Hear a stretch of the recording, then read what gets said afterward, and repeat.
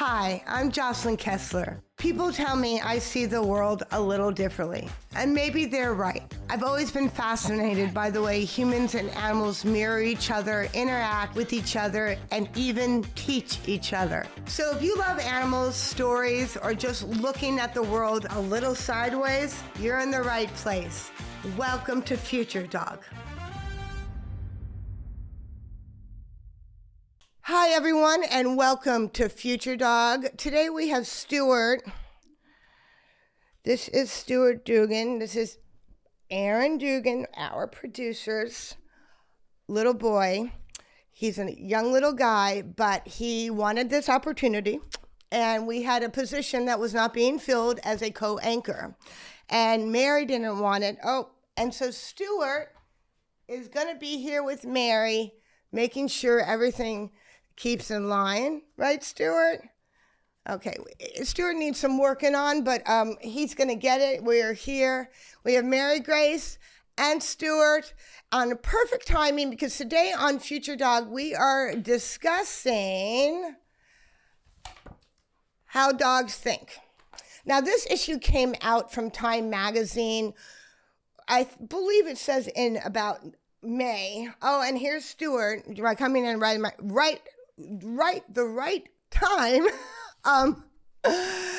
What do they say? Never do a show with babies and animals. Okay, so Stuart's coming in. And we're going to talk about that lately.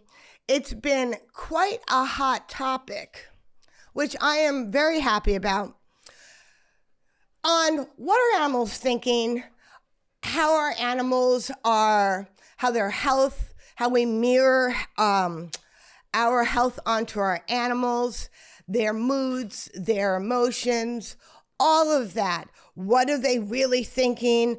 Do they really understand what we're saying to them? All of that. This is something that I have been talking about for, about 20 years. And I would say for the first 15 of that 20, everyone thought I was out of my fucking mind, right? Dogs are dogs. They don't think like that. Look, dogs are dogs. Meanwhile, I'm saying this, Mary Grace is looking at herself in the mirror, checking herself out. So yeah, dogs will be dogs. But right now, I will tell you, here we go. Let's go an example of how dogs think. Stuart is offended that Mary Grace is encroaching his spot, right? His spot on camera, his spot involved. He just growled at her. He would like her to leave him alone and let him have this moment. So, that's not too different than people, right? You always, sometimes you see people trying to over talk, right? Keep talking so they get the moment, or be bigger and brighter on the scene so they look at them, right? So dogs are not too different than human beings.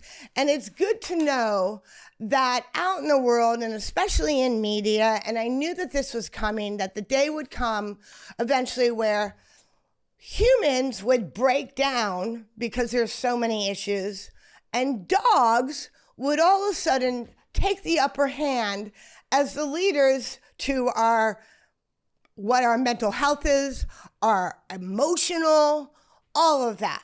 So recently, I just saw a clip from ABC News, and I want to pull this up here. And the study goes as such. Let me get this. Okay, so the study is that they've studied 26,000 dogs. 26,000 dogs? Here's the thing. Wait, let me just go in this. And this is like kind of, before I even get into this and all of this, I'm just going to have, on behalf of these two dogs right here, an unleashed moment. It doesn't say who did the study on the 26,000 dogs. 26,000 dogs are a lot of fucking dogs. Either way, I love how all of a sudden all of this becomes real and important, and we want to listen to it, and all of a sudden we said, oh, I didn't know that dogs can take our sickness on. I didn't know that my dog could get emotionally upset because I'm walking around angry or scared or in fear or blocked. I didn't know that could translate onto my animal. They've been saying this for years. Now we have ABC News out, and we have Time Magazine in just kind of scraping, like just a foam on the top of discussing this, of something that I've discussed forever, that they are our mirror images, and we have to be careful what we say, what we do, how we allow ourselves to get sick, how much we pour on our animals, all of that. So here the study is, and this was CBS News, World News, ABC World News Tonight with David Muir. That surprises me because it's network TV, and usually there's nothing too unique or interesting that they're talking about.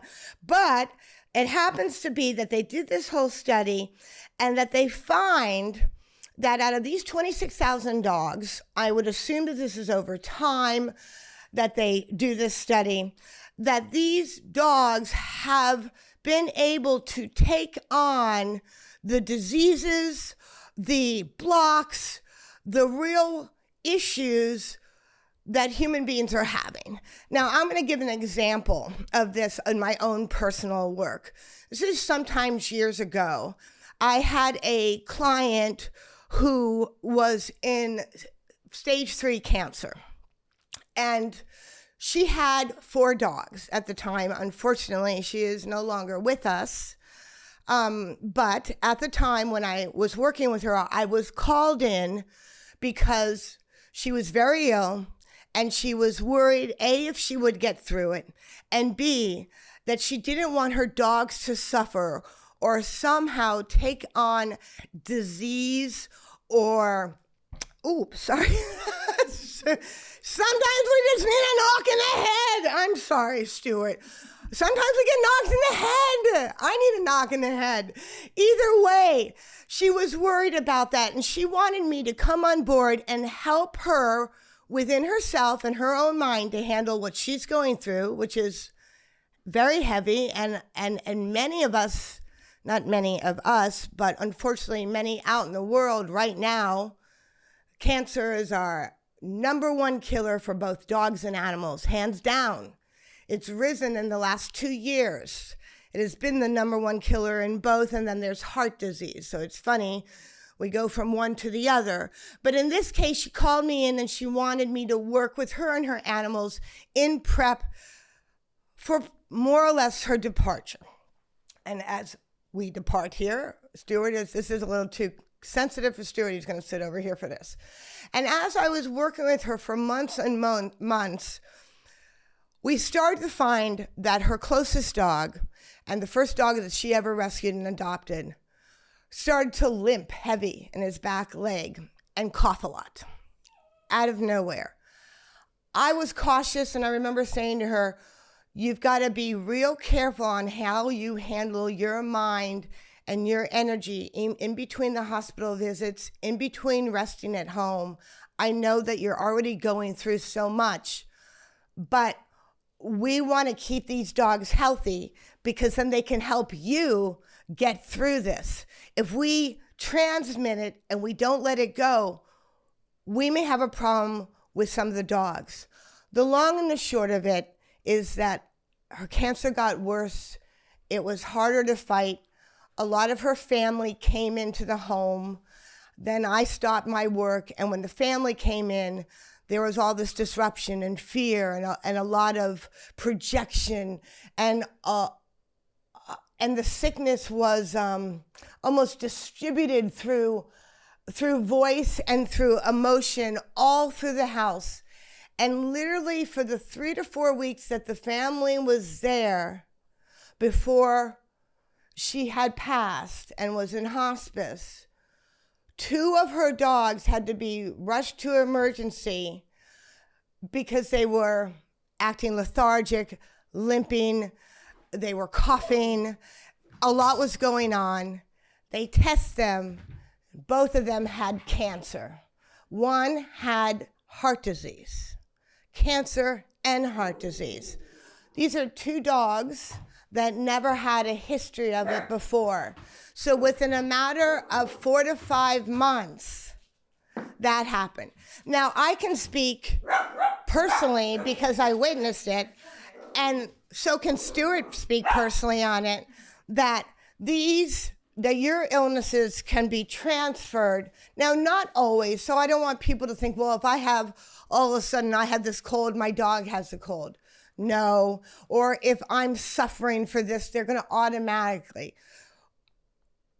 That's not the case. And what this study has said, and basically said, is that this is a time for us to all be aware that this world is bigger and what goes on out here is bigger than we know. And our dogs in specific have heightened gifts that we don't. Let me take that back. It's not that we don't. It's that as human beings, we get so wrapped up in emotion and we get so wrapped up in a lot of bullshit in our minds and our bodies. And when we get sick or something goes wrong in our life, we hold it. We get hot. That's why I say to people, don't get hot with it. Don't hold it. Don't heat up. We take on every little thing and we hold it and we get scared and we get nervous and we have hard time communicating it. We have hard time working on it with ourselves. And then all of a sudden, that same energy starts to, let me give you an example in visual. It starts to seep out. Kind of like it's just seeping through like you're a sieve out to everyone that you encounter. People, your family, dogs, animals in general. It seeps out and they take it on because that's what they do. They want to take it away from you. But in this day and age, we have to be smarter and we have to be less...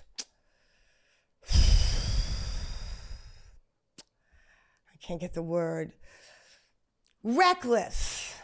We have to be less reckless. We can't be so reckless with our thoughts, our emotions, and our sicknesses.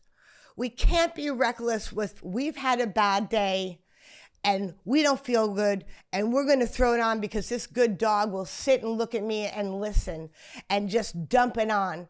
The days of being able to dump your shitty day on the dog and not letting it have a scar in some point on them are gone. So essentially what everyone's saying here is it's not just a study of look at it, it's a study of we as human beings need to become more aware of our place down here and how we communicate, love, understand our dogs, our best friends, our companions, dog companions, differently than we ever had. In this book of How Dogs Think, here's also another rant, and this is where I'm going to unleash, that this is like the second or third edition. It doesn't come out often. I believe it's about every 3 years or so, 5 years. And they tend to have writers. I'm not going to mention everyone's name. I don't want to put them but this one writer who I looked up has never ever written about animals.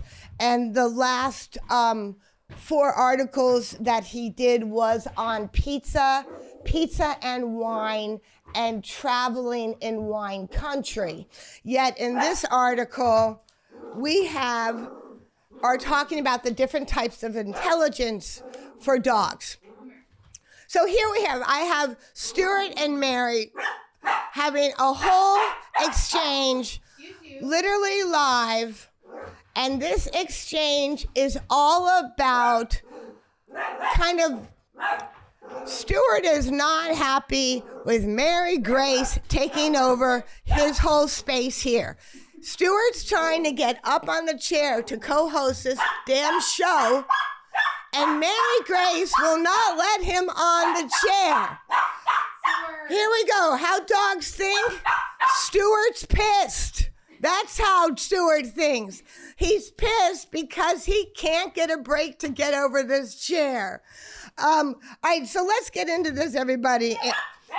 An example, a quick, easy way to know how your dogs are communicating. Let's just go basic. Let's do basic 101. I'm going to give tips here because I'm seeing here that they have in this How Dogs Think have categorized dogs as a whole in 1, 2, 3, 4, 5, 6, in about 8, 9 categories. Out of all the dogs in the world, Time Magazine has categorized in various categories as either you're an ace dog, a charmer dog. The charmer dog is 16% of all dogs. How do you know that? This is why this drives me crazy. The proto dog. This is the flexible and spontaneous proto dog, and that accounts for 15% of dogs in the whole world. Really? The maverick dog. 7% of all dogs considered maverick because they are independent problem solvers. We have no real backing study on this. There's I believe, a behaviorist or he's in cognitive development center in Duke University, and his name is Brian Hare. He's the professor of evolutionary anthropology and co-director of the Canine Cognition Center at Duke University. I know of Brian. He's been doing this for years. Back in the day, I actually wrote a long letter to him saying what I knew about dogs and how they speak and communicate. And although I don't bring a science-based view, I do bring a actual experience and quite a history of working with animals, and I have a certain little mechanism in my own brain that allows me to get more on their level and see and hear a little bit better, not like the psychic terms they throw around, which I hate, but see and hear them a little bit better. And I have, in all my observations, feel that I had a lot to contribute. I wrote to them. I never heard back from them. But at the same time, Brian contributes quite a bit on these cognition studies. And let me tell you where I have a problem with these.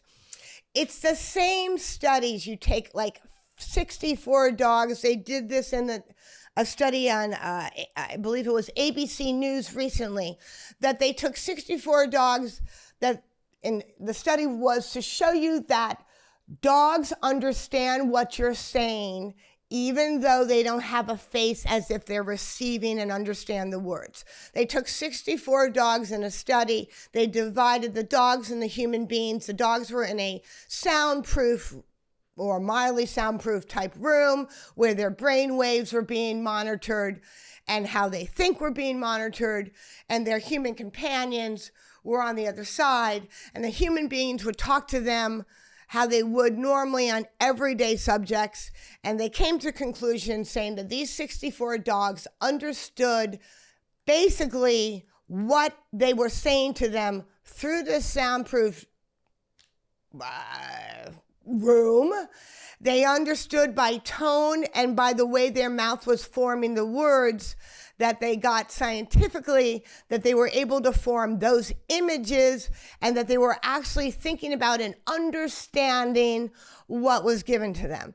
And what a major study. No one could figure that out until they took these 64 dogs and stuck them into a room and had some people talk to them, and we put some wires on their heads, and now we know dogs understand more than you know, and they understand the words, even if you're just talking about how to make a pizza. Again, they have always known this. That is why I've always counseled and said, be careful what comes out of your mouth when you talk to your dog. Be careful. That's why when I speak to human beings and I want to talk to them about their energy and how they go out in the world, we have to be careful about what comes out of our mouths when we talk to anybody and how we translate it, because it's having huge impact in ways that we don't really know. And in terms of dogs, they do understand. They do understand what you're saying. Let me give you an example. Go and try and talking to your dog tonight, or whenever after you see this, have a conversation with your dog. When your dog stops wanting to look at you or listen to you in that conversation or whatever you're talking about, or turns his head the other way, or maybe she rolls her eyes, or just walks away, it's most likely that whatever you're saying past that is bullshit. Your dogs can really gauge and will help you gauge how much shit comes out of your mouth that's truthful and how much you didn't even need to say at all. Try it. It could be on the smallest things. We've all had it. If I get going too much and Mary Grace thinks nothing I'm saying out of my mouth has any serious tone, it doesn't have any excitement to the vibration, it doesn't have really any solid word forming or an energy that allows her to feel that I'm talking about something substantial that allows her to receive and give back. If I'm not giving that, she doesn't care. So often I'll have people say, well, I tried to talk to my dog or trying to get him to sit down or to be with me and have a moment, and they wanted nothing to do with me. It's probably because you're not balanced, let it go, and ready to sit with them to have a moment. That's why. Plain and simple. Try it. We want to make these things so complicated. You want to have your dogs understand the tone and your words more? Slow your words down. Talk to your dog like a person. Talk to your dog like a developing 6-year-old. Don't talk like a baby. Talk to them. I talk to Mary Grace all the time. So we can have all these studies and just say, here's one thing. Here's a study. If your dog wags his tail 2 times to the right and then only a half time to the left, he's not happy. Now, come on. That's literally, it says this right here. Come on. We need to be a society that gets off of science so much. So for all these years, we didn't want to believe any of this until we had a magazine tell us, or ABC News tell us, which at this point, do we ever even know if anything ABC News tells us is the truth? Anyway, this is actually the truth. But we need all these places to tell us, yes, our dogs can take on our illnesses. Yes, our dogs do understand what we're saying. Talk to them as such. Yes, you can throw your sadness on your animal or your sickness to the point that it could be lethal. Yes. It all goes back that one of the things that these studies don't say, and it doesn't, and neither do these little clips on that they're showing on the news, that it doesn't say, is that we have to take that in account and act accordingly.